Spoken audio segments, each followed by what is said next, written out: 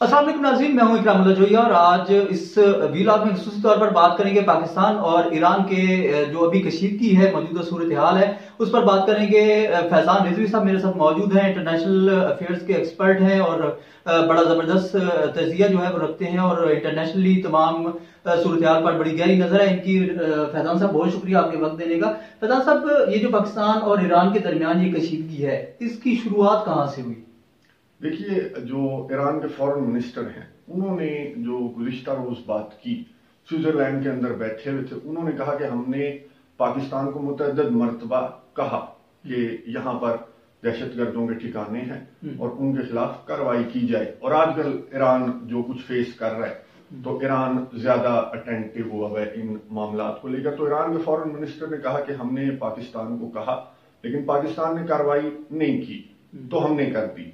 तो यहां से ईरान की ये गलती कि आपने एक मुल्क की खुद मुख्तारी को क्रॉस करते हुए कि अगर पाकिस्तान ने कार्रवाई नहीं की, और ईरान के फॉरेन मिनिस्टर ने यह भी कहा कि जहां पर भी इसराइली और अमरीकी बैक्ड इस तरह के ग्रुप्स हमें नजर आएंगे तो हम उनके खिलाफ कार्रवाई करेंगे, क्योंकि हमारी सलामती से बढ़कर हमें कुछ नहीं है। यानी अब वो ये जेस्चर देना चाह रहे थे कि पाकिस्तान ने शायद प्रो अमेरिकन जो फॉरेन पॉलिसी है उसकी वजह से इन ग्रुप्स के खिलाफ ईरान के कहने के बावजूद कार्रवाई नहीं की। तो इस वजह से ईरान ने हमारी सालमियत और खुद मुख्तारी को क्रॉस करते हुए यहां पर बलोचिस्तान में कार्रवाई कर दी।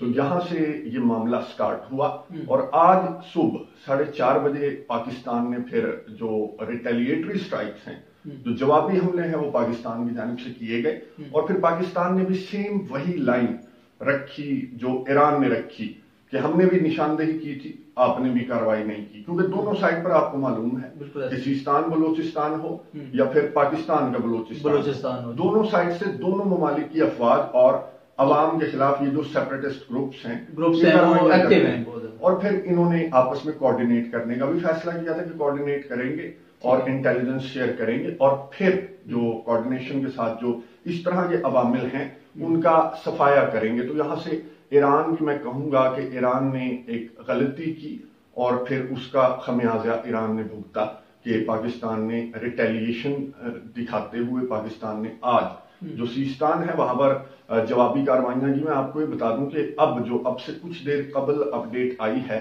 तो हलाकतें 9 हो चुकी हैं ईरान के अंदर, और ईरान की जो मिलिट्री ड्रिल्स हैं उसका भी आगाज हो गया है पाकिस्तान और ईरान के बॉर्डर पर, जो कि काफी खतरनाक बात है। नहीं, अगर ये जो सूरत हाल है मजीद कशीदगी की तरफ जाती है, ये तो बड़ा एक बहरान जो है वो भी पैदा हो सकता है, जंग की तरफ भी जा सकते हैं। तो इसमें क्या कुछ सालसी किसी मुल्क ने जो है वो अपनाने की कोशिश की है? चाइना ने कल ही चाइना की जानिब से स्टेटमेंट सामने आ गई थी। जब ईरान के हमले रिपोर्ट हुए तो चाइना की जानिब से स्टेटमेंट सामने आ गई थी, लेकिन चाइना की सालसी की पेशकश के बावजूद पाकिस्तान की जानिब से ये जवाबी कार्रवाइयां किया जाना ये जरूरी भी था। मेरे ख्याल में ये जरूरी था। ईरान और दीगर जो पड़ोसी ममालिक हैं जो किसी खाम ख्याली में बैठे हुए हैं कि इंटरनल जो सिचुएशन है पाकिस्तान की या फॉरेन पॉलिसी को लेकर जो डिवाइड है पाकिस्तान, उसका किसी तरह फायदा उठाया जा सके, या फिर आप किसी मुल्क को, किसी खुद मुख्तार मुल्क को यूं फोर्स नहीं कर सकते अपनी फॉरेन पॉलिसी चेंज। ये हमारा इंटरनल मामला है और ये मामला जो है वो सॉर्ट आउट हो जाएंगे। तो जो थर्ड पार्टियां हैं वो फायदा उठाने की कोशिश कर रही हैं हमारी फॉरेन पॉलिसी को लेकर। अब चाइना ने यहां पर सालसी की पेशकश कल ही कर दी थी। पाकिस्तान की जानिब से जो रिटेलिएटरी स्ट्राइक्स आई हैं ये जरूरी थी, लेकिन अब पाकिस्तान और ईरान को बैठ जाना चाहिए, चाइना की सालसी में बातचीत की टेबल पर बैठ जाना चाहिए और मामला को हल कर लेना चाहिए। और दोनों ममालिक की जानिब से जेस्चर है, ईरान की जानिब से भी ब्रदर मुस्लिम पड़ोसी मुल्क कहकर पाकिस्तान को मुखातिब किया गया, पाकिस्तान की जानिब से भी। तो ये यहां पर इतना मामला खराब नहीं है कि ये जंग की जानिब चले जाएं, अगर बीच में जो थर्ड पार्टियां हैं वो गंद डालने की कोशिश कर भी रही हैं। हम जैसा कि अभी पड़ोसी मुल्क की बात करें, हमारा एक पड़ोसी मुल्क है जिसकी हमेशा से कोशिश होती है और इल्जाम भी ये लगते रहे हैं कि हमारा अजली दुश्मन जो है वो उसको समझा जाता रहा है, तो क्या अभी भी उनकी इन्वॉल्वमेंट जो है वो आपको दिखाई दे रही है? अच्छा, इन्वॉल्वमेंट यूं डायरेक्ट यूं नहीं कह सकते कि इन्वॉल्वमेंट है।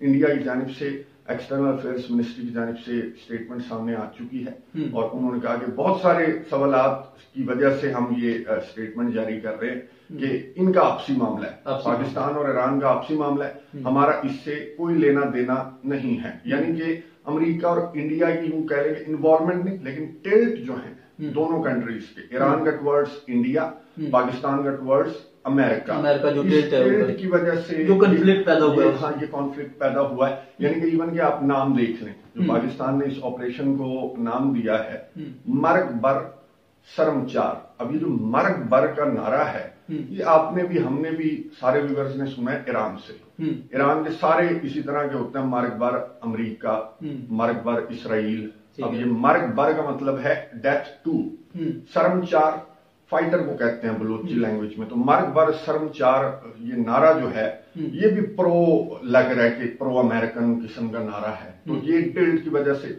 हमारी फॉरेन पॉलिसी आजकल आपको पता है कि प्रो अमेरिकन है और उसको लेकर कितनी ज्यादा यहाँ पर डिवीजन भी है। ईरान की फॉरेन पॉलिसी वो एंटी अमेरिका है।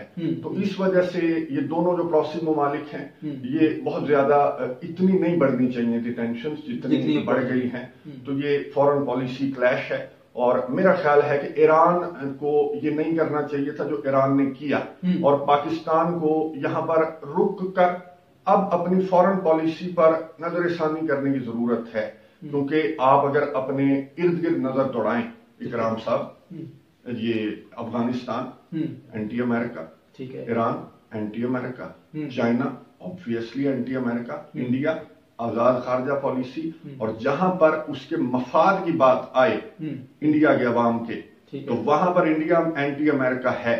G20 समिट में हमने देखा कि इंडिया एंटी अमेरिका हो गया जब उसके मफाद की बात आई। तो आजाद खारजा पॉलिसी होनी चाहिए, एंटी अमेरिका नहीं भी है, आजाद खारजा पॉलिसी होनी चाहिए ताकि जो खित्ते में दोस्त ममालिक हैं उनके साथ इतनी बदमज़गी ना बढ़े कि वो आपको प्रो अमेरिकन समझकर आपके खिलाफ इस तरह की कार्रवाइयां करने लग जाएं और आप फिर उन्हें जवाब दें, और फिर इस तरह से बदमज़गी बहुत ज्यादा बढ़ सकती है जो कि नहीं होनी चाहिए। पाकिस्तान और ईरान के दरमियान बिल्कुल भी नहीं होनी चाहिए। अच्छा, फैजान साहब मुझे ये बताइएगा कि अभी जो सूरत हाल है उसमें सबसे ज्यादा जो किरदार है वो पाकिस्तान की जो फॉरेन पॉलिसीज भी हैं उसके अलावा से अगर अभी बात की जाए तो अभी रिसेंटली जो खबर आ रही है कि जो पाकिस्तान का जो सफीर है जो ईरान में थे वो वापस पहुंच चुके हैं पाकिस्तान में, तो मजीद कशीदगी बढ़ती हुई नजर आ रही है।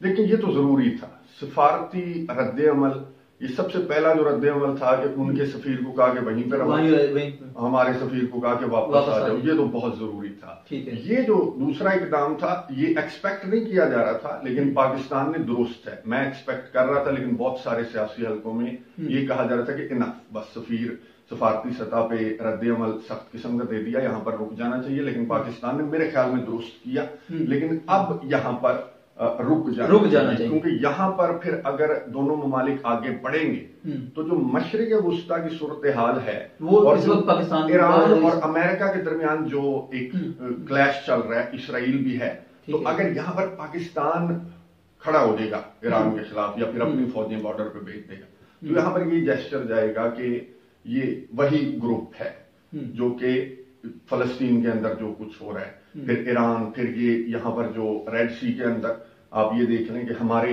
बैटलशिप भी खड़े हुए हैं। तो ईरान और पाकिस्तान को यहाँ से मेरा ख्याल है कि चाइना की सालसी में बैठ जाना चाहिए, वरना फिर ये सूरत हाल जो है वो इंटरनेशनल एरिना में जो कुछ चल रहा है, मशरिक वुस्ता में जो कुछ चल रहा है, जो दो ग्रुप्स हैं उन दो ग्रुप्स की नजर से देखा जाएगा पाकिस्तान और ईरान को। तो जहां पर अब बस कर देना चाहिए दोनों ममालिक को और चाइना की सालसी में बैठ जाना चाहिए, यही समझदारी है।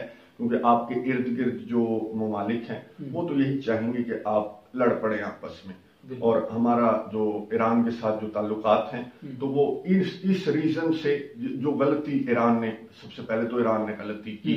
अगर आप कह रहे थे पाकिस्तान को कि कार्रवाई करो, पाकिस्तान ने नहीं की, तो आपने ये समझ लिया कि इसने किसी की डिक्टेशन में आके कार्रवाई नहीं की तो मैं कर लेता हूं। पाकिस्तान भी आपको कह रहा है कि कार्रवाई करो, आप इंडिया के डिक्टेशन में हैं कि आप नहीं करते कार्रवाई, तो हम भी फिर आपने खुद मुख्तारी को फलांग कर पाकिस्तान में हमले किए तो हमने भी फिर रिटेलिएशन में कर दिए। तो ये जो इंटरनल मामलात हैं, फॉरेन पॉलिसी है, इस पर नजर षानी की जरूरत है। अगर आपने इस खित्ते में सरवाइव करना है या अमन सुकून से रहना है तो फॉरेन पॉलिसी को रिवाइज करना चाहिए पाकिस्तान को। और ईरान को भारत बहुत अच्छा जवाब दिया। ईरान जैसे कंट्रीज, जो दीगर कंट्रीज ईरान की देखा देखी हल्ला शेरी में आ सकते थे, उन्हें मैसेज मिल गया कि अपनी लिमिट्स में। बिल्कुल, बहुत शुक्रिया जी फैजान साहब आपके वक्त का। नाज़रीन, जैसा कि फैजान रिजवी साहब आपको बता रहे थे कि पाकिस्तान की जो फॉरेन पॉलिसी है उस पर अब सोचना ज्यादा जरूरी हो चुका है और इस वक्त जो कशीदगी और ये जो सूरत हाल है उस पर मजीद सोच विचार की जरूरत है। आपको ये खसूसी वीलॉग कैसा लगा, जरूर अपने कमेंट से हमें आगाह कीजिएगा। अल्लाह ने के बाद।